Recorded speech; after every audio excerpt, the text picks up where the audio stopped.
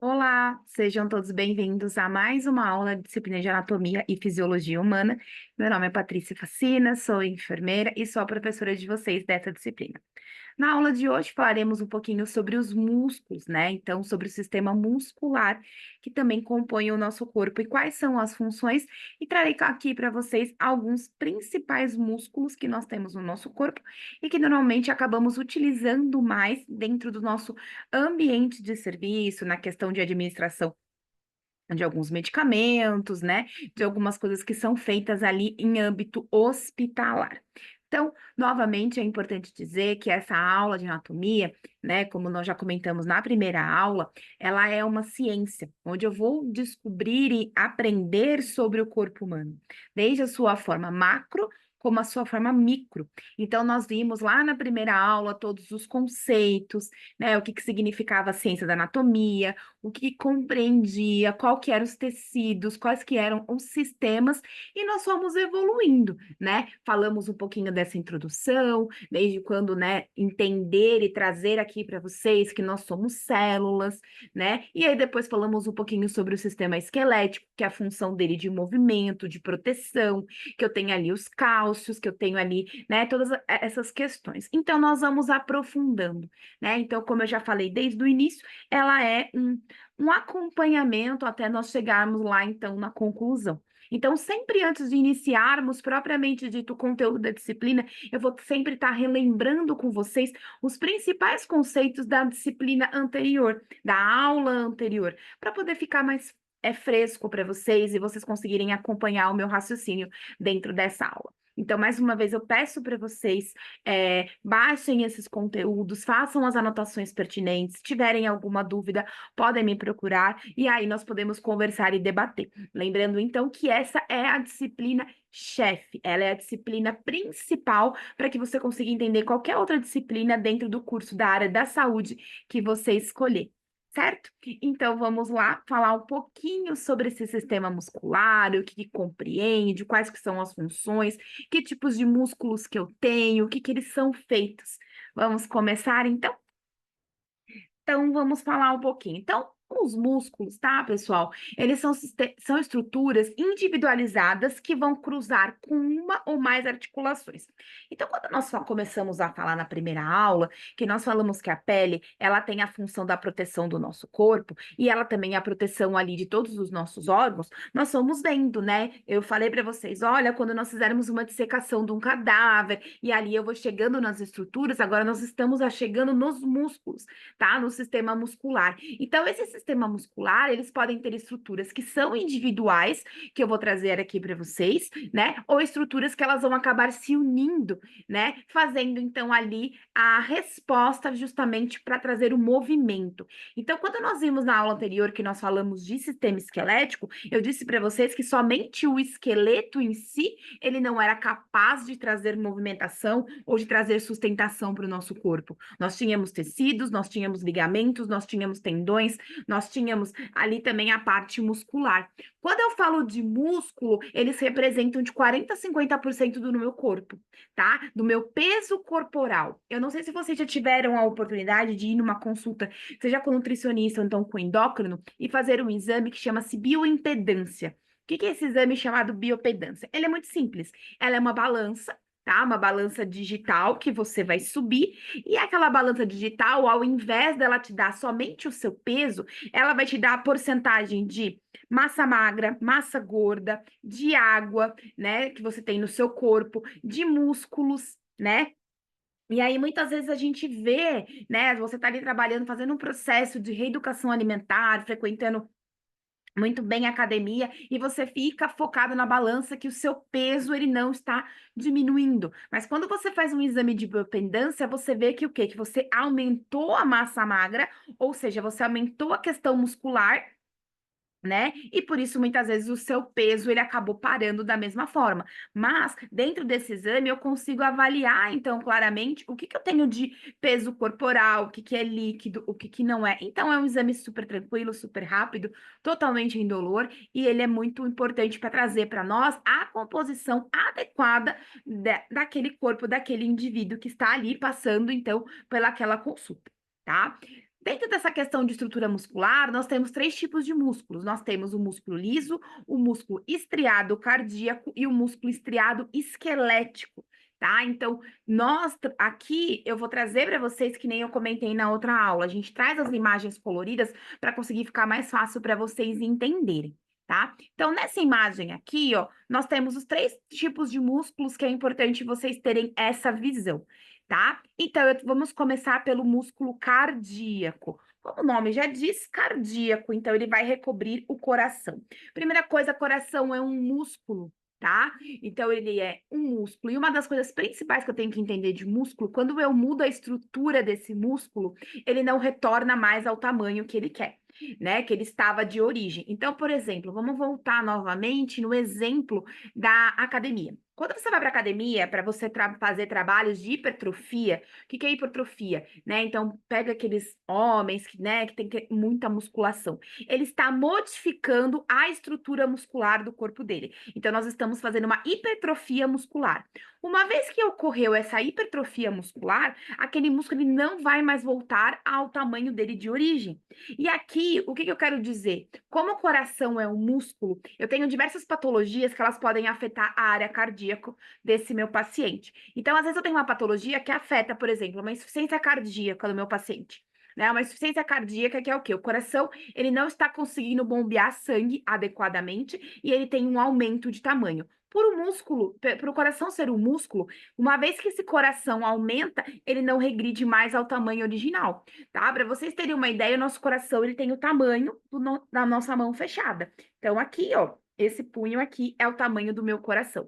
Uma vez que eu tenho uma patologia que afete a minha área cardíaca e aumente, né? Então, supor que eu tenho duas mãos, um coração desse tamanho, por ele ser uma estrutura muscular, tá? Ele não retorna mais ao tamanho normal. Né? Então a gente pode pensar, mas se o coração ele tá maior, quer dizer que ele vai, né, trabalhar melhor. Não, tá, gente? Não é porque o coração aumentou de tamanho que ele vai ter uma função maior e melhor para o nosso corpo.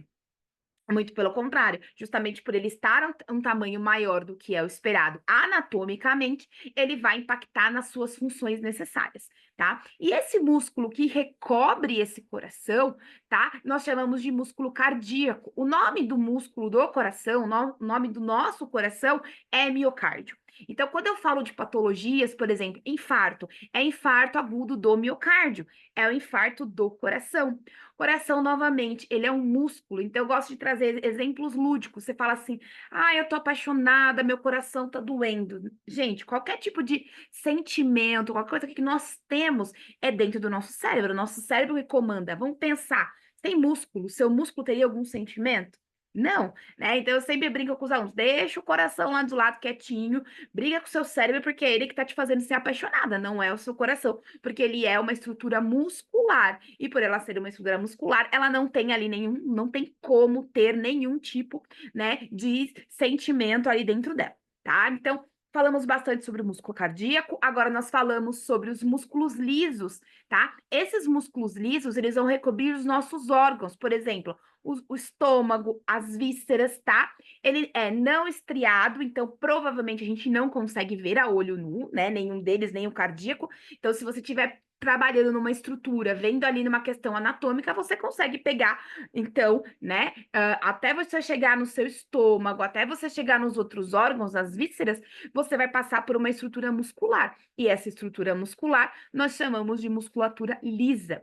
E aí, por último, nós temos o músculo estriado esquelético, que é o quê? Né? Aquele músculo que vai recobrir o meu esqueleto, né? Então, vamos relembrar aqui. Aqui eu tenho o fêmur, né? A fíbula e a tíbia. Então, aqui vamos supor que vocês conseguem imaginar, eu tenho uma musculatura aqui, tá? Ela tá recobrindo o esqueleto. Esse tipo de músculo nós chamamos de músculo estriado esquelético. Tá? Então, se você retirar a pele do seu corpo, a primeira estrutura que você vai identificar são os músculos. Tirando ali a parte muscular, você já consegue chegar, então, lá nos órgãos e depois a gente chega na parte do esqueleto, quando ocorre ali o processo de decomposição corporal. tá? Então é importante que vocês guardem esses tipos de musculatura, guardem ali aonde que elas estão e quais são essas estruturas, porque vai ser cobrado não só também numa questão de uma possível prova, mas também na questão de conhecimento. Se você for um aluno que está assistindo essa aula voltado para a área da enfermagem, é importante que vocês saibam aonde que vocês estão administrando uma medicação intramuscular, né? Em que músculo, né? Em que local, como é que estava aquela musculatura, que é o que nós vamos trazer um pouquinho aqui para vocês conseguirem identificar dentro dessa aula de hoje, tá? Então vamos lá. Deixa eu passar aqui. Aqui, quando eu falo de músculo estriado esquelético, então quem é o músculo estriado esquelético? Aquele que recobre o meu esqueleto. Ele é dividido em duas cores, tá? Eu tenho a parte, né, vermelha e tenho a parte ventrimuscular, tá? E também tenho ali tendão ou parte branca. Então, é esse desenho aqui que eu tenho que ver. Deixa eu ver, tem um desenho melhor para vocês conseguirem ver aqui. Tá? Esse desenho aqui das estruturas que eu tenho musculares no meu corpo, percebam ali que eu tenho a parte vermelha e tenho a parte mais esbranquiçada, tá? Então, essa parte vermelha é a parte que eu tenho aqui voltada, tá? Para a relação que nós podemos chamar de parte vermelha ou então parte ventrimuscular. Ou eu chamo de tendão, ou eu chamo de parte branca, tá? Então, normalmente, popularmente, para ficar mais fácil, a gente acaba falando parte vermelha e parte de tendão. Se a gente conseguir pensar, se você não tiver a possibilidade de ver ali um cadáver para você conseguir identificar, quando a gente compra uma carne, né, no açougue, a carne é um músculo. Eu tenho ali uma musculatura, né, de um animal que foi retirado. Então, a parte vermelha é a parte muscular que eu tenho ali. O que que é dentro daquela carne, aquela parte, né, mais esbranquiçada, eu tenho ali os tendões, né, ou então a parte branca. Esse músculo estriado esquelético, qual que é a função dele? Primeira coisa, trabalhar, né, na produção de movimentos corporais, fazer estabilizações de posições corporais também, fazer redução de volume dos meus órgãos, movimentação de substâncias dentro do meu corpo e produção do calor. Produção do calor. Como assim, professora? Então vamos pensar, né? Como que eu aqueço o meu corpo? Eu tenho todo um processo fisiológico dentro do meu corpo que está ocorrendo. Mas quando eu estou me sentindo muito frio, o que que vai me aquecer é o aumento de temperatura no meu corpo. Tá? Então eu ponho uma roupa, eu ponho alguma coisa, eu aumento a temperatura, aumento a pressão interna do meu corpo, né? Então eu tenho um aumento na parte da circulação sanguínea, essa circulação sanguínea aumenta a temperatura, eu me aqueço. E também o que? O músculo, ele faz produção de calor. Então vamos voltar de novo na questão da academia. Você vai para academia num dia de frio. Você chega na academia, tá frio. Quando você começa a se exercitar, aqueles seus músculos, eles vão começar a fazer contrações. Essas contrações musculares, elas começam a fazer a produção do calor. Você pode ver que enquanto você estiver fazendo exercício, até um período que depois você termina, esse exercício já está aquecido. Aí depois você vai relaxando, vai diminuindo, né, as frequências cardíacas, a sua circulação e você volta a sentir frio. Então, esse músculo estriado esquelético, ele tem essa função principal de auxiliar em todos esses movimentos e também de fazer a produção de calor, né? Então, a musculatura acontece isso. Então, se a gente pensar, por exemplo, num paciente idoso que, com o passar da vida dele, ele chega lá com 90 anos, ele não vai ter a mesma quantidade de músculo, né? Ele não vai ter a mesma quantidade de tecido adiposo. Tecido adiposo é o quê? A gordura do seu corpo. Consequentemente, por que que a gente vê muito o idoso, aquele dia que tá até quente, ele tá de blusa? Por quê? Ele não tem mais a mesma quantidade de tecido adiposo que diminuiu, né? Que ele acabou perdendo por conta da idade, vai diminuindo no corpo dele, e aí ele vai, né? Não consegue se aquecer, né? Essa musculatura ela já não é suficiente para manter ele aquecido, e aí ele sente frio nos dias que você fala, gente, como é que pode estar de blusa sendo que tá um calor? Por conta disso, né? O processo fisiológico é normal. Isso vai acontecer, gente, com todo mundo. A gente pensa assim, ah, um idoso ou outro que tem uma diminuição na acuidade visual, o idoso tem uma diminuição na marcha, o idoso tem a face, né? Aquela parte de ruga. Isso acontece, gente. A estrutura do seu corpo, ela vai diminuindo com o passar dos anos. Então, isso não é específico de uma pessoa ou outra pessoa. Ele é fundamental e ele vai acabar ocorrendo mesmo. É um processo normal de envelhecimento, tá? Mas é importante que vocês saibam, então, essa questão aqui voltada para o músculo estriado esquelético e o que ele traz para a gente: produção de calor, produção de movimentos corporais e entender como que ele faz essa produção de calor, tá? Depois a gente, antes de terminar, eu volto aqui para a gente rever mais esses conceitos, tá? Aqui eu trouxe para vocês um desenho das fibras musculares, então percebam ali bem na pontinha dela, a parte branca são os tendões, aí toda a parte vermelha eu tenho a parte muscular, dentro dessa parte desse meu músculo eu tenho membrana, eu tenho feixes de fibras, eu tenho capilares. O que são capilares? Vasos sanguíneos, né? Quando você pega lá uma injeção intramuscular que você coloca na pele do seu paciente, você está rompendo ali a camada da pele, entrando na musculatura. É normal que sangre, tá? Não é normal que saia muito sangue, porque eu estou entrando no músculo. Eu não estou fazendo uma punção venosa diretamente na veia do meu paciente. Eu tô pegando ali a musculatura, mas é normal que eu tenha ali, né? Porque eu estou rompendo capilares e esses capilares eles estão ali liberando sangue, tá? Então, às vezes eu tô fazendo uma vasoconstrição quando você fica, por exemplo, muito tempo sentado em cima da sua perna, na sua musculatura. Quando você levanta, a parte tá vermelha. Eu fiz uma vasoconstrição, os capilares encheram de sangue porque ficou ali parado. E muitas vezes você sente até uma dormência, você não consegue colocar o pé no chão, incomoda, o seu músculo ele tem uma cãibra, coisas do tipo, é por conta desse processo, tá? Aí eu tenho ali os sarcômeros, eu tenho moléculas de actina, filamentos grossos, moléculas de miosina, cabeça da miosina. Então, isso daqui é a minha fibra muscular, é a minha estrutura muscular que vocês vão acabar encontrando dentro ali da parte, né, muscular do corpo da pessoa que você vai cuidar, do seu paciente, independente de qual for a área que você está assistindo e está seguindo aqui nessa formação, tá? Aqui eu trouxe para vocês, tá? Numa estrutura muscular, dentro do que nós temos, né? Então, aqui a minha visão. Então, percebam que na aula anterior nós vimos os esqueletos, e aqui nós estamos vendo, né, numa visão frontal, né, de frente e posterior, que nós temos ali do meu paciente. Então, eu tenho vários músculos, e o legal é que nós temos.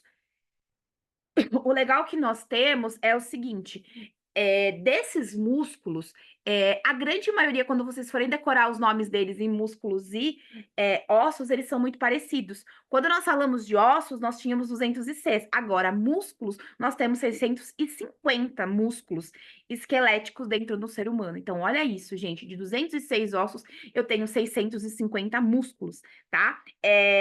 Então, mesmo com esses 650, é um pouco difícil de ser determinado qual a diferença, né, entre um e outro. Existe ali algumas questões específicas que as literaturas trazem para a gente. Mas lembra quando nós falamos de ossos temporais? Olha aqui: músculo temporal, músculo frontal, músculos faciais, tá? O esternocleidomastoide, que é esse músculo do pescoço, tá? Trapézio, essa região mais altinha aqui, que muitas vezes na academia você trabalha aqui, ó. Está trabalhando trapézio, deltoide, que é esse músculo do braço, onde nós fazemos muitas medicações e vacinas. E aí a gente tem outros músculos ali que nós acabamos utilizando no nosso dia a dia, dentro de uma rotina hospitalar, quando nós trabalhamos na área da enfermagem. Tá? Então, o processo de musculatura é importante vocês entenderem a parte branca, a parte branca, né? Então, a parte cinza, a parte vermelha e o que é a função dele. Aqui eu trouxe para vocês alguns músculos específicos, tá? Não trouxe os 650, é inviável nós falarmos de todos eles, mas trouxe quais são os principais, que são os mais conhecidos. Então, vamos lá. Nós temos a supraespinhal, tá? Então, esse supraespinhal, ele é responsável pela abdução do braço. Ele fica logo, tá? Então, vamos pegar aqui o nosso esqueletinho. Deixa eu pegar ele aqui, ó. A gente falou na outra aula sobre, né, a clavícula. Em cima da clavícula, eu tenho o músculo supraespinhal. Esse músculo supraespinhal, ele tá fazendo a proteção desse osso da clavícula. Então, ele é responsável pela abdução do braço, né? Esse processo de nós mexermos o braço, o músculo supraespinhal está trabalhando em conjunto. Músculo deltoide, muito conhecido, muito falado dentro da enfermagem, porque é o músculo que nós utilizamos para vacinas, para medicamentos, tá? Esse músculo aqui do braço, tá? Desse lado aqui nós temos o músculo deltoide, né? Então ele faz um auxílio no movimento de flexão, de extensão, de rotação, né? Então ele é muito utilizado, vocês vão falar, eu vou falar muito dentro das disciplinas que eu vou ministrar para vocês sobre o deltoide. É importante eu saber a quantidade de ml que eu posso utilizar nesse deltoide, o máximo, né? A gente vai comentar daqui a pouco sobre ele, tá? Então guardem esse nome, músculo deltoide, tem do lado direito e do lado esquerdo, tá? Músculo infraespinhal, então vejo que esse espinhal, ele recobre o quê? A escápula, pegando aqui de novo o nosso amigo, essa parte de trás aqui. Então, eu tenho as escápulas, direita e esquerda, e tenho o músculo infraespinhal. Ele é responsável, então, pela rotação lateral do meu braço. Se eu faço esse movimento aqui, eu estou mexendo as minhas escápulas. Quem está trabalhando para fazer essa movimentação é o músculo intraespinhal. Tem o redondo maior, que ele é um pouquinho mais embaixo, ele ajuda na articulação do ombro. Então, esse processo aqui, ó, redondo maior tá trabalhando também, então ele fica um pouco mais para baixo. Redondo menor, logo ao lado dele. O bíceps braquial, né? De novo, nós falamos ali, voltando para o exemplo da academia. Então, a gente tem lá malhando bíceps. Estou malhando bíceps, é essa parte de cima, né? O famoso bíceps ali, ele faz a flexão do cotovelo. Então, esse processo que eu estou fazendo ali malhando o bíceps. Então, lembra-se, quando você quer definir uma musculatura do seu corpo, o processo que nós temos, o nome técnico para isso é hipertrofia. Então, se eu estou fazendo uma hipertrofia, estou trabalhando a musculatura do meu bíceps, estou tentando modificar a estrutura. Por que que eu quero modificar? Eu quero definir, né? Aquelas pessoas que têm os músculos bem definidos, eles fizeram um processo de hipertrofia. Claro que esse processo, gente, não é só academia, tem toda uma história por trás, né? Eu tenho desde a minha alimentação, eu tenho desde genética, tenho diversas coisas, né? O processo de quando você inicia não é de uma hora para outra, tá? Mas é importante nós sabemos também. O tríceps, o famoso musculatura do tchau, né? Que as mulheres, né, reclamam bastante, esse tchauzinho que você faz essa balançada, né? Então ele é responsável pela extensão do cotovelo. Quando eu vou trabalhar bíceps, tríceps na academia, eu faço movimentos assim, tá? Então percebam, quando você tá dentro de uma academia, às vezes parece que você tá fazendo a mesma coisa. Fala assim, nossa, tô fazendo exercício que eu puxo aqui, depois eu puxo aqui. Gente, cada movimento, quando você tiver ali um personal, ele mudar, né? E você pode parecer que é a mesma coisa, na verdade não é. Porque o simples fato de, às vezes, você virar para um lado, ele tá modificando uma outra estrutura muscular. Lembrem-se, são 650 músculos que eu tenho.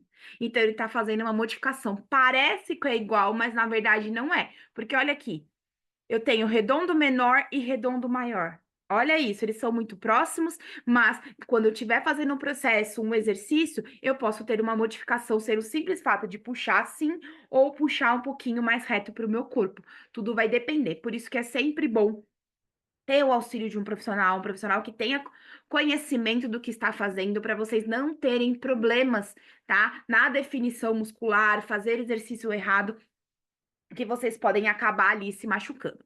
Olha que também legal para vocês conseguirem verificar. Então, eu tenho o osso, eu tenho a minha escápula, tá? E aqui eu tenho a parte vermelha e toda a musculatura, todo músculo, ele vai ter a parte branca ou então a parte cinza, que são os tendões, né? Então sempre vai ter. Então ele vai ter a ligação entre um e outro, tá? Existe a possibilidade de romper esses tendões? Sim, tá? Existe a possibilidade de romper musculatura? Também, tá? E acaba acontecendo. Então, às vezes você faz muito exercício, seja na academia ou na sua casa, alguma coisa do tipo, você cansa aquela musculatura, às vezes você tem cãibras, tá? A cãibra são contrações musculares involuntárias que o nosso corpo dá, né? Porque quando você faz uma sobrecarga muito grande naquela musculatura. Então, você acaba tendo cãibra e quem já teve sabe o quanto que é dolorida, o quanto que acaba incomodando e como que a gente precisa realmente fazer ali a modificação nela, tá? Então, aí o que eu também, o que que nós temos aqui também, né? Os bíceps já comentei, tríceps, glúteo. né? Então, o nosso bumbum, o glúteo, ele é dividido em três: glúteo máximo, médio e mínimo. Claro que quando eu tô ali pegando, por exemplo, um paciente, eu só vou olhar o glúteo máximo, porque o glúteo médio, eu preciso fazer a secção da primeira parte do glúteo, entrar na metade eu vejo o glúteo máximo e depois lá embaixo eu vejo o glúteo mínimo. Então, eu tenho glúteo máximo, médio e mínimo, tá? Aqui eu tô cortando em parte. Se você fizer um corte, uma secção sagital, lembra que eu falei para vocês na primeira aula, onde eu vou cortando ali aquele meu paciente, é onde eu vou chegar, tá? Então, esse glúteo mínimo, ele é responsável pela abdução e rotação medial da nossa coxa, e as fibras anteriores realizam flexão de quadril. Então, muitas vezes é isso. Quando você está fazendo um exercício na academia, tá lá fazendo agachamento, você tá fortalecendo o quê? O glúteo também, né? Além de eu pegar o glúteo, também tô pegando ali musculaturas da perna, às vezes como quadríceps, né? Então, tem todo esse processo. Ah, tô fazendo aquela cadeira que eu centro e abro a perna. Tô trabalhando o quê? Glúteo médio e glúteo mínimo. Então, para vocês ficarem ligados, quem frequenta academia, todo aparelho que vocês forem, ele tem ali um desenho. E naquele desenho ele vai te mostrar claramente que musculatura está trabalhando. Às vezes você nem imagina, você acha que é uma outra coisa, e quando você olha o desenho, fala: caramba, tô fazendo isso aqui, eu achei que era outro músculo. Então, agora que vocês estão tendo essa aula, e quem tem esse hábito mesmo de frequentar academia, verifiquem, comecem a ver esses aparelhos e vejam ali, identifiquem, né, as musculaturas que vocês estão trabalhando. Fala assim, gente, é impossível e inviável a gente decorar 206 ossos e 650 músculos. Isso a gente acaba decorando os músculos que são mais comuns, né, corriqueiros no nosso dia a dia. Mas, às vezes, você utilizando mesmo da própria academia é muito mais fácil, né, eu ali assimilar o nome de um músculo do que eu falar assim: olha, gente, baixa aqui e eu quero que vocês decorem para a próxima aula os 650 músculos que eu vou fazer uma chamada oral.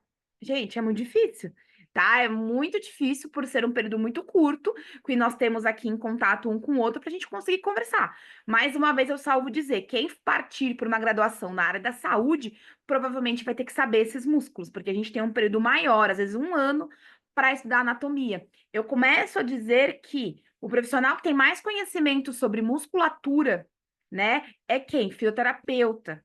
Porque ele trabalha com isso, ele trabalha com músculos, ele trabalha com ossos.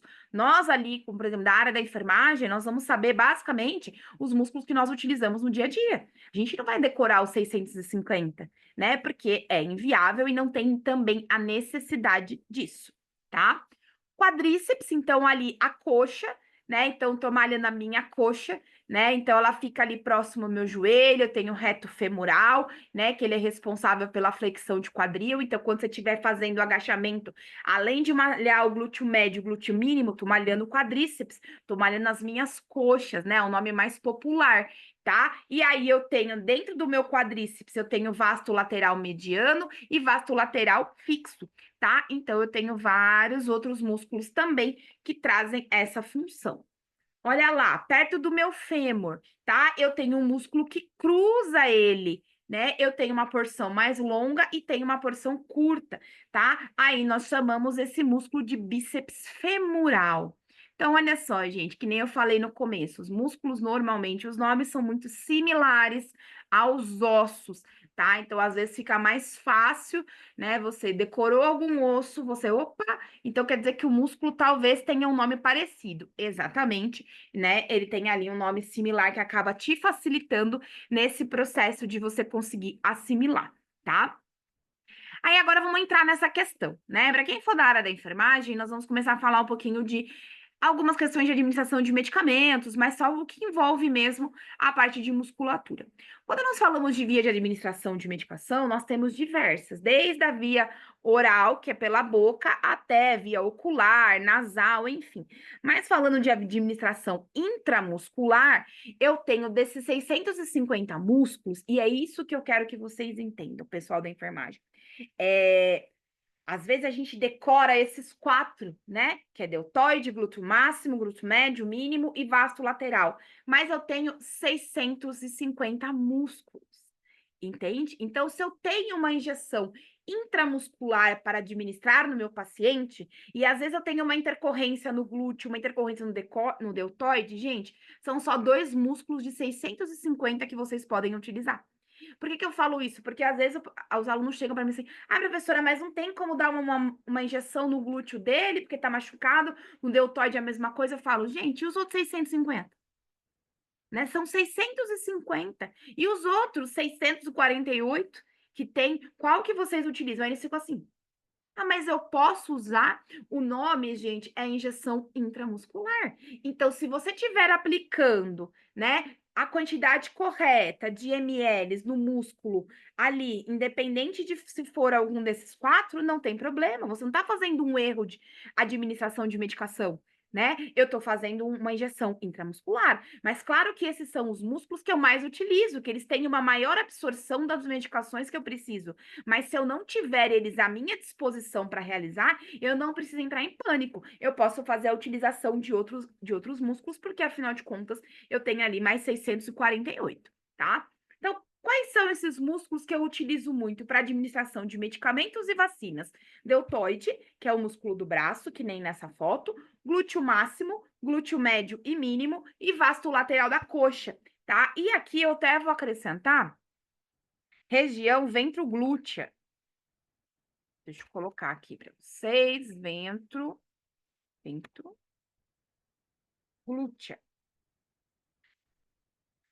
tá? Ela é uma nova região e eu vou explicar para vocês. Então, eu tenho esses quesitos aqui, tá?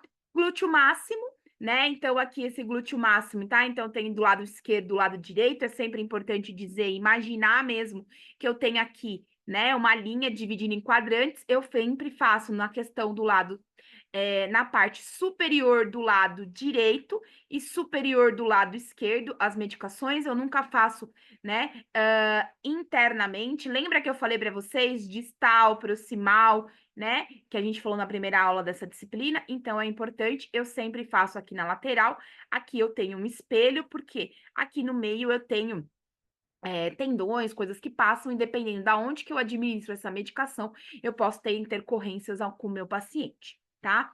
Vasto lateral da coxa, ele é muito utilizado para administração de alguns tipos de medicamentos, especialmente em crianças, tá? Em crianças com menos de 10 quilos e menos de 2 anos, a gente não faz medicação no glúteo. Nós preferimos e fazemos na região do vasto lateral da coxa. Guardem isso, eu vou até escrever aqui para vocês, tá? Deixa eu pegar aqui, ó. Vamos escrever junto como se fosse uma lousa, tá? Crianças com menos de 10 quilos e menos de 2 anos. Administrar medicação sempre no vasto lateral da coxa. Porque, gente, essas crianças com menos de 10 quilos e menos de 2 anos, elas não têm tecido adiposo o suficiente para ser administrado na região glútea, tá? Então, é importante. Por isso que a gente trabalha muito. Antes de administrar qualquer medicação em criança, eu vou pesar, tá? Às vezes, a gente até usa mesmo mais a nomenclatura dos quilos, porque às vezes eu tenho criança que já tem 1 ano e a criança já pesa ali, né, mais de 10 quilos, vai de criança para criança, tá? Então, sempre se padronizem bastante, né, na questão do quilo. Tem menos de 10 quilos, então é sempre no vasto lateral da coxa. Tem mais de 10 quilos, eu vou avaliar essa criança e eu posso fazer no vasto lateral da coxa, ou eu já posso fazer também na região glútea, tá? Então, tem essa questão que nós precisamos ali decorar. Aqui, ó, região ventroglútea. Pode acontecer de vocês irem, né, tomar alguma medicação e de repente alguém vir na lateral, tá? E fazer esse sinal aqui no lado e resolver administrar a medicação. E aí você vai entrar em pânico e vai achar que a pessoa tá louca porque ela tinha que fazer no seu glúteo. Não, tá, gente? Nós utilizamos bibliografias específicas. Patrícia Potter, tá? Ela, o Potter Perry, ele é da nossa bíblia voltada para administração de medicamentos e procedimentos na área de enfermagem. E nós temos ali essas literaturas que trazem que a região ventroglútea, ela é muito mais segura do que a região glútea, tá? Eu até vou colocar aqui para a gente não confundir. Ventroglútea. Para vocês não confundirem na hora que vocês forem estudar esse material, tá? Ela é muito mais segura do que eu fazer na região glútea, tá? Mas ainda isso eu preciso treinar, eu preciso ter habilidade, então muitos profissionais ainda não estão optando por fazer nessa região, mas não está errado. Tá? É um local certo, eu preciso saber medir, crista ilíaca, fazer um triângulo e aplicar no local correto, tá? Não adianta eu querer fazer na região ventroglútea e vou administrar essa medicação diretamente no fêmur do meu paciente. Gente, não tem como, tá? Porque quando eu faço administração de uma medicação intramuscular, especialmente num paciente idoso que não tem musculatura, não tem tecido adiposo, se eu não faço essa medicação correta, e às vezes eu nem introduzo toda a agulha, você vai sentir o quê? Osso. E eu digo para vocês, por experiência própria, não queiram bater a agulha no osso do paciente. Dói, incomoda e é uma sensação horrível para você. Imagina para o paciente que está recebendo, tá? Quando nós falamos então aqui de mls, isso vocês precisam decorar, tá? Aqui a gente vai se pautar bastante sobre a questão do adulto, né? Depois a gente vê muito mais na criança, na parte pediátrica, lá em outra disciplina, porque criança é sempre um mundo à parte. Mas quando eu falo em regiões, em musculaturas, é o que eu falei para vocês, né? Eu tenho 650 músculos e eu tenho que saber quantos ml de medicação cada músculo suporta. Tá? Eu não posso fazer, eu quero fazer tantos ml no braço. Será que ele suporta? Então, vamos pegar aqui, ó, no músculo deltoide, tá? Em pacientes adultos, somente 1 ml de medicação. Olha isso. Então, é o máximo que esse músculo suporta. Se você tem ali uma prescrição de um médico e deu ali 8 ml, eu jamais vou fazer no braço do meu paciente, porque aquele músculo deltoide, ele não vai suportar. Então, aonde que eu vou pensar? Opa, no ventro glúteo ou no glúteo, porque ele cabe ali 4 ml. Aí você fala, mas professora, são 8. Eu tenho 2 glúteos, eu faço 4 em 4. Então, é isso que vai acontecer, tá, gente? Para o pessoal da enfermagem, o médico vai passar a prescrição.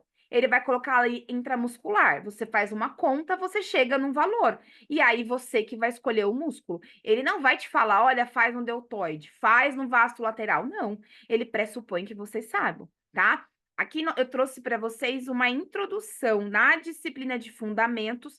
Vocês aprendem isso mais especificamente, tá? Mas isso aqui é só para vocês terem uma ideia, né, na questão muscular. Então, ventroglúteo e dorso glúteo e vasto lateral da coxa, eu posso até 4 ml se for um paciente adulto. Percebam aqui, ó, crianças lactentes, que são crianças ali que eu tenho até 2 anos, 1 ano, 1 ml, aonde? Vasto lateral da coxa, né? Em bebês prematuros, neonatos, até 28 dias, meio ml, vasto lateral da coxa. Lembra que eu falei? Olha, crianças com menos de 10 quilos, menos de 2 anos, eu sempre uso vasto lateral da coxa. Eu só vou pensar em crianças fazer na região ventroglútea acima de 3 anos ou então a mais de 10 quilos. Então, isso é importante vocês saberem, tá, gente? Isso faz parte do profissional de saúde, né? Então, assim, aqui, como eu disse, eu trouxe os 4 principais músculos que nós utilizamos, mas se esses músculos forem inviáveis para fazer administração de medicamentos, eu tenho outros, tá? Eu tenho outros que eu posso utilizar, mas e aí?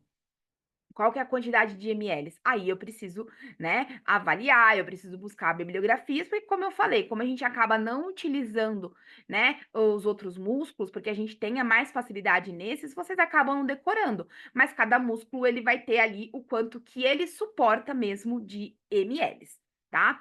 Então, essa é uma tabelinha muito boa para quem for dar o do curso de enfermagem, ter ali, né, saber isso, mas também se não quiser fazer a anotação dela neste momento, lembre-se que na aula de fundamentos nós iremos falar sobre isso e iremos cobrar, tá? Tanto numa questão prática quanto numa questão teórica, porque isso é importante que vocês saibam. Lembram que a decisão, né, da administração de um medicamento, ela vai ser feita por vocês. A prescrição vai vir, né? Vocês vão fazer a administração, vocês vão fazer o preparo do medicamento, o cálculo, mas aí eu preciso lembrar aonde que eu faço essa medicação. Porque o que que acontece, gente? Se eu passo dos ml, a musculatura dói, né? Então, o que que acontece? A medicação, ela vai ser absorvida? Vai, mas ela vai demorar muito mais e o músculo do paciente vai ficar inchado, vai ficar dolorido, porque ele não é ali o quanto ele poderia suportar. Ele passou do que seria ali o suportável por ele, tá bom? Então, né? Era isso que eu queria trazer para vocês, a parte muscular, da questão de produção de calor, da questão de movimentação do nosso corpo. Vejam que ele trabalha em consonância com o sistema esquelético, sem um, o outro acaba não funcionando, e isso é importante para vocês terem esse conhecimento. Na próxima aula, nós iremos começar a entender as estruturas dos sistemas cardiovascular, respiratório, endócrino, nervoso, tudo para poder juntar, e aí nós conseguimos, então, entender o ser humano de uma forma macroscópica, como é o objetivo principal da anatomia. Então, eu agradeço vocês mais uma vez e nos vemos na próxima aula. Obrigada!